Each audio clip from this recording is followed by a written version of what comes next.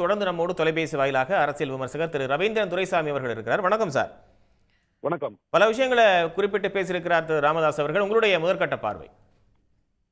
பாட்டாளி மக்கள் கட்சி என்றால் அது நான் தான் என்கிறார். நான் எந்த சமரசத்திற்கும் தயாரில்லை என்கிறார்.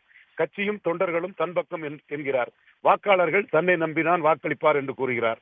அவருடைய இந்த கருத்து என் போன்றவர்கள் தொடர்ந்து கூறி வரும் கருத்துதான். உண்மையிலே அது உண்மைதான். அவர்தான் பாட்டாளி மக்கள் கட்சியின் முகமாட்டும் வன்னியர்களுக்கு அதிக அதிகாரத்தை பெற்றுக் கொள்ளக்கூடிய ஒரு தலைவராகவும் இருக்கிறார் என்பது தெள்ள தெளிவான ஒரு உண்மை.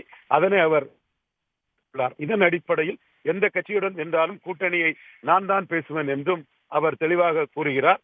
தன்னுடன் தான் கூட்டணி பேச வர வேண்டும் என்று கூறுகிறார். முந்தைய காலகட்டத்தில் கலைஞர் கருணாநிதி அவர்கள் 6 மாதத்திற்கு முன்பாகவே தனக்கான சீட்டுகளை ஒதுக்கி கொடுத்ததையும் குறிப்பிட்ட அவர், உள்ளொன்று வைத்து புறமொன்று பேசுவோரிடம் உறவு கலவாமை வேண்டும், உள்ளொன்று வைத்து புறமொன்று பேசுவோரிடம் உறவு கலவாமை வேண்டும் என்ற குரலை தெளிவாக கூறுகிறார். அந்த குரல் யாருக்காக கூறப்பட்டது, எதற்காக கூறப்பட்டது என்று அந்த பேட்டியை கேட்கக்கூடிய அந்த பெரிய தலைவர் தெளிவாக உணர்ந்திருப்பார்.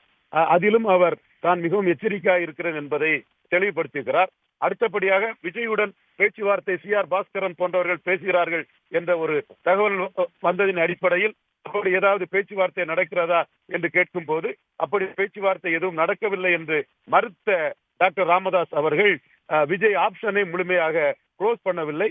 ஆக விஜயும் ஒரு ஆப்ஷனாக அந்த கேட்ட கேள்வியாளரின் கேள்விக்கு ஒரு பதிலாக கூறுகிறார். இதே போல் நாம் தமிழர் சீமானையும் அவர் ஒரு பொலிட்டிக்கல் ஆப்ஷனாக அவரே முன்னின்று பல இடங்களில் பேசியுள்ளார். ஊடக பேட்டிகளிலும் கூறியுள்ளார். எனவே டாக்டர் ராமதாஸ் பாமக ஆப்ஷனை ஓப்பனாகத்தான் வைத்துள்ளார்.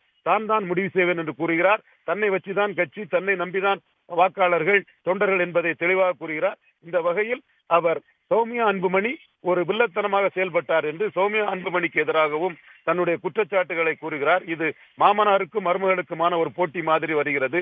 இது சமாதானத்தை நோக்கி போகும் என்று நாமெல்லாம் கூறிய கட்டத்தை கடந்து இது ராமதாசிடம் மற்ற எல்லோரும் நீங்கள் தான் என்று ஒப்புக்கொண்டால்தான் இது சமாதானத்தை நோக்கி நகருமே தவிர இங்கு சமாதானம் காம்ப்ரமைஸுக்கு இடமில்லை. எல்லோரும் டாக்டர் ராமதாசிடம் சரண்டர் ஆனால் அவர் என்னை நம்பி வாருங்கள், தொண்டர்களும் வாக்காளர்களும் என்னிடம்தான் இருக்கிறார்கள், என்னை நம்பி வாருங்கள், உங்களை வேட்பாளராக்குகிறேன், கட்சியை 2026க்கு பிறகு உங்களிடம் தருகிறேன், 26ல் நான் தான் முடிவு பண்ணுவேன், here I am the boss, நான் தான் எங்க பாஸ், நான் தான் எல்லான்னு ராமதாஸ் மீண்டும் அசெப்ட் பண்ணுகிறார். இதை தாண்டி காம்ப்ரமைஸுக்கு இடமில்லை. தேவை என்றால் அன்புமணி டாக்டர் ராமதாசிடம் சரண்டர் ஆகலாம். அதைத்தான் அவர் மீண்டும் வலியுறுத்தி கூறுகிறார். சரண்டர் ஆவராரா அன்புமணி அப்படின்றத பொறுத்திருந்து பார்க்கலாம். சார், நன்றி இணைந்து உங்களுடைய கருத்துக்களை பகிர்ந்து கொண்டமைக்காக. உடனுக்குடன் செய்திகளை தெரிந்து கொள்ள சன் நியூஸ் பெல் ஐகானை கிளிக் பண்ணுங்க.